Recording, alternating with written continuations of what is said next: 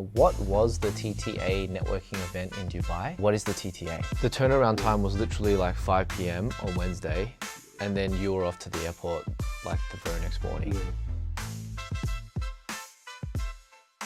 Welcome back to the Business of Teaching podcast.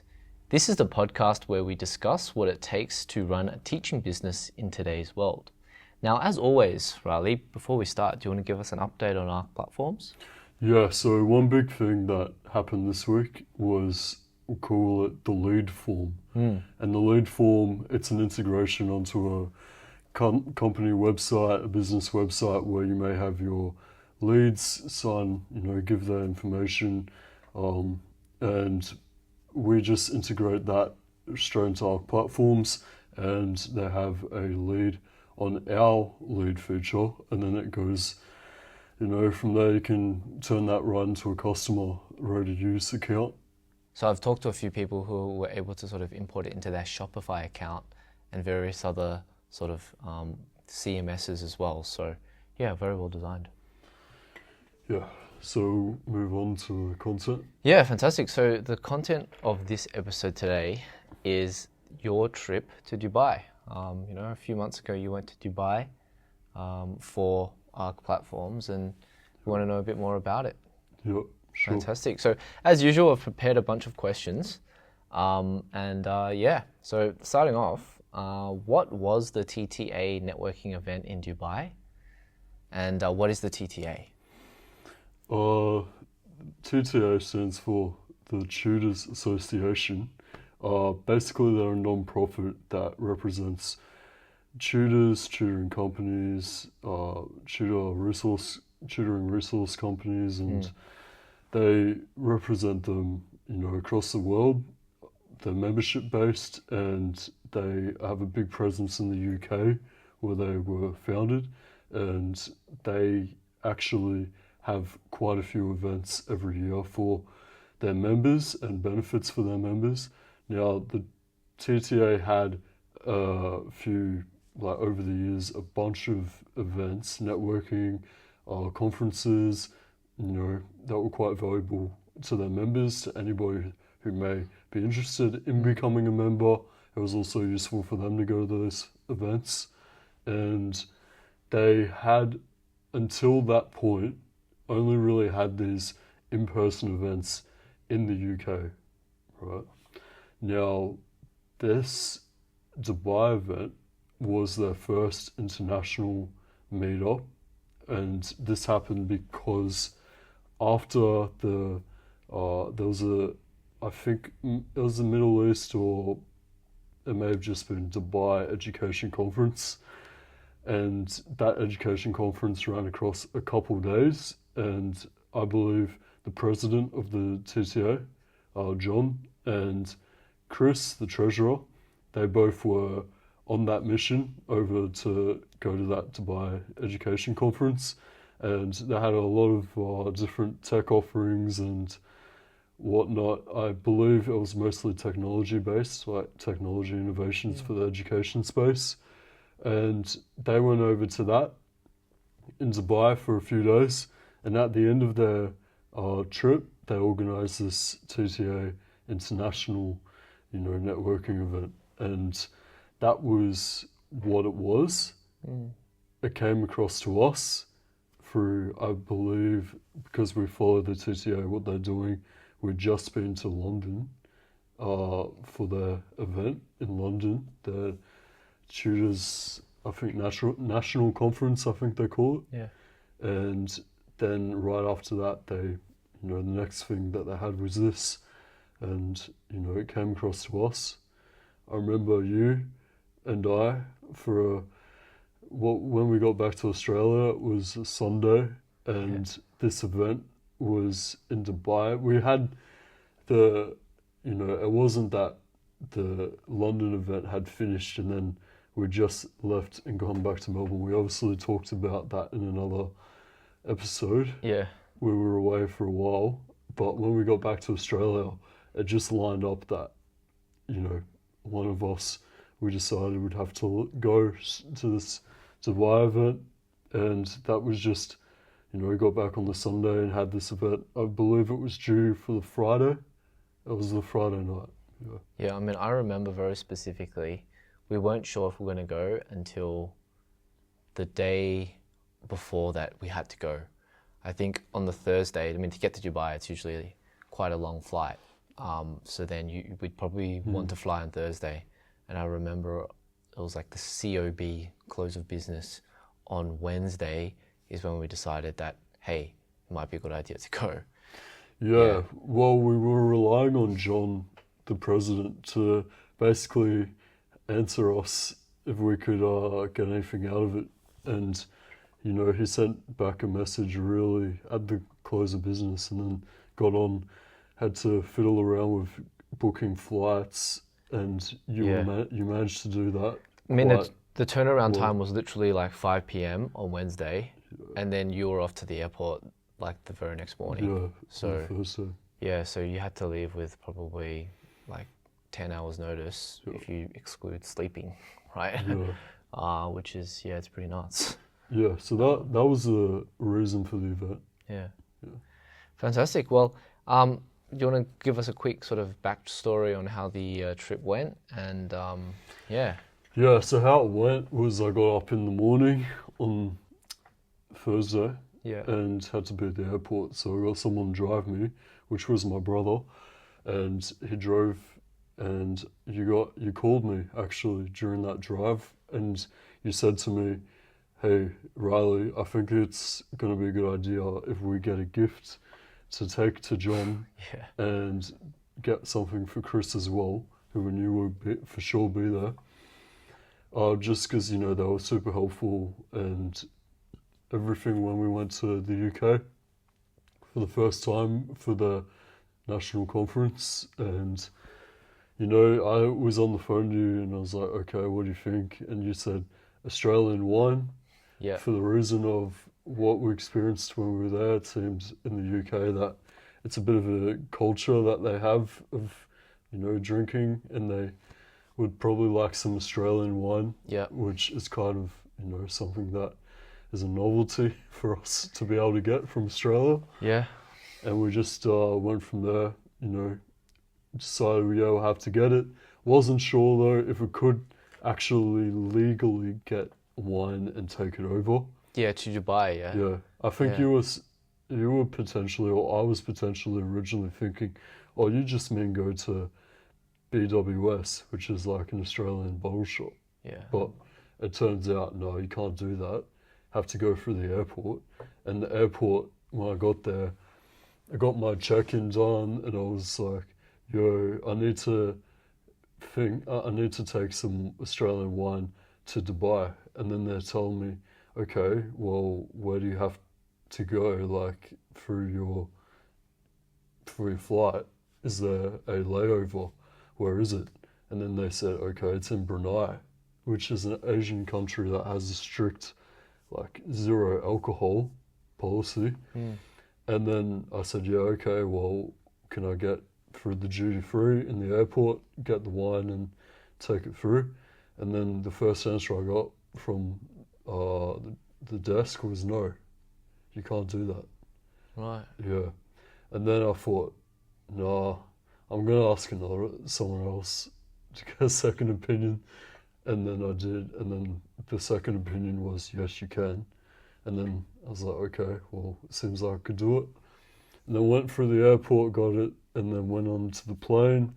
And then when I landed in Brunei for the layover, I was thinking, okay, there's a bit of a risk here potentially still with the wine, but it is all packaged, sealed, and it will be okay. But hopefully, I don't want to get arrested. And then I got through and got to Dubai. And when I got to Dubai, it was like 2 a.m. local time. 2 a.m. local time, and the event was at, I believe, 6:30 p.m. the next day. Like that day, sorry. So it was quite a few hours that I had to take care of. So I just locked myself in the airport's one of the cafes with internet, and I just went on from there for quite a few hours. I believe we were talking about containerizing part of our product at that time. But yeah, it was something about working on ArcPlatforms stuff, and then went to, from there, because I hadn't really slept much at all, and I knew I had to stay awake for the flight back, which was 6:30 a.m. believe, flight the following day. So it was a bit of a big job to stay awake, but I had to sleep somehow a little bit during the day in Dubai. So I went on a walk to the hotel, day hotel, had about 4 hours of sleep, and then left the day hotel before the networking event.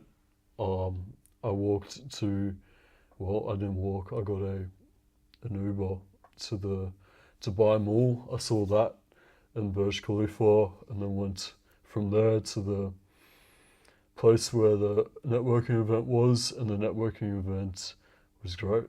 Like, you know, if you want to know about how that all went, I could answer you. Yeah, of course. I mean, do you want to elaborate? So the networking event showed up. It wasn't that big, which was expected. There was, I believe, probably about 20 all up, and all those weren't individual like companies, like one person representing each company. There was, I believe, 4 individual companies, and you know, groups of people from those companies, right? And I went and I first met John and Chris from the TTA, and then I met a few other people from the other companies, chat to them, basically like talked about what we have going on with our chat product, with ArcPlatforms, and what we've got so far, like back a few months ago now. And at that point, I gave some demos to people, like just briefly on my phone, exchanged contact details, add on LinkedIn. Pretty much everyone actually that we that was there. I think I said 4 companies, and got those people to then later have a meeting with us when we were back in Australia. They had a call with us, and yeah, so I guess it was worth it in that regard. At the end of the event, gave John and Chris their wines, got a photo of that, went on LinkedIn with that, and then after that, basically I had to stay awake because it ended I believe at 12, no, it's 10:30 p.m. I had to get to the flight, which was, you know, 6:30. It was to take off then. So it was another 8 hours, and I had to get to the airport before then to check in. I think it was like 2 hours before. So yeah, I had to stay awake and chat to a few people in Dubai, talked about how the Dubai, you know, culture is in business, to some guy who was there since early 2000s, basically saw the rise of the whole like city, and talked about the opportunity it has in 2025. And you know, yeah, it was pretty good to go to that country, which is quite different in you know, from Australia, from the UK, from anywhere that tutoring is, which I believe we're going to talk about how tutoring in Dubai is different. Yeah. Yeah, I mean, I guess that is another good question. I mean, how is it different than, you know, Australia and the rest of the world?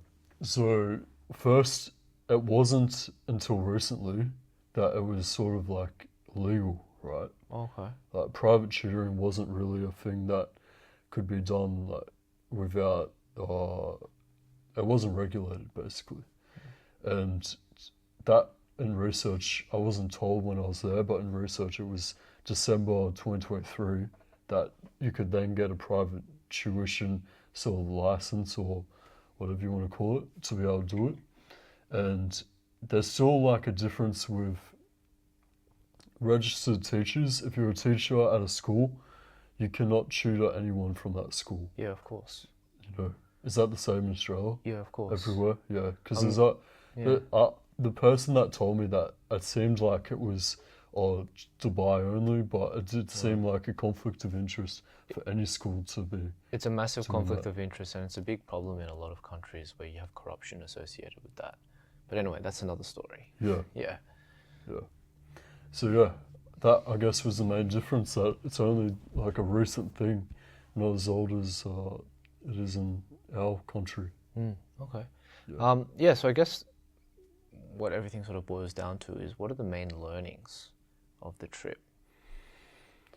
Well, for networking with tutoring companies, it is not an opportunity we get a lot to be able to do, right?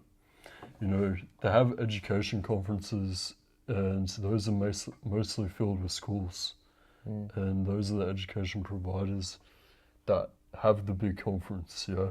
So if you think about a private tutoring company, or a private tutor, there are opportunities to go to events, you know, anywhere. If you're in Australia, like, you don't have many. If you're in the UK, you have a few more because of TTA. But to go to Dubai, there really wasn't any. So for us, I think it was good to, like, one of the big learnings is that is quite rare. The other thing is the TTA, they're quite like aggressive with growing globally, like their footprint. You know, I was sitting at a table, John was there basically pitching TTA members benefits to these people that hadn't even had anything to do with it. And these people all lived in Dubai, right? But it was funny because some of them were from the UK, right, originally. Yeah. UK, I believe there was US, like, you know, Americans went over, lived in Dubai, had tutoring companies, were tutors, used to be teachers, etc. Yeah. I think, like, to wrap up, like, to answer your question, I guess succinctly, I think tutoring is an industry that is quite small, and you gotta be, if you want to, like, have a global presence, you gotta be everywhere that small event is, which in our case could be Dubai. In that event, it could be somewhere else, like, next time. Yeah. Right. Okay. Well, I guess, what were your thoughts on the TTA based on the Dubai trip? Yeah, so for the TTA, I said this just before, they're really pushing to be global, right? And be useful to every tutor or tutoring company in the world. And that is something that was, you know, sort of emphasized when they were in Dubai, right? Yeah. Where we just gone and thought, oh, these guys are huge in the UK. They're not huge where we live, Australia, but they're going to places like the UK to get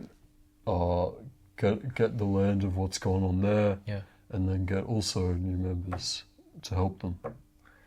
Yeah, I mean, I guess that's very different, and I find that the mentality over in the UK and in the States, it's all about world domination, right? Yeah.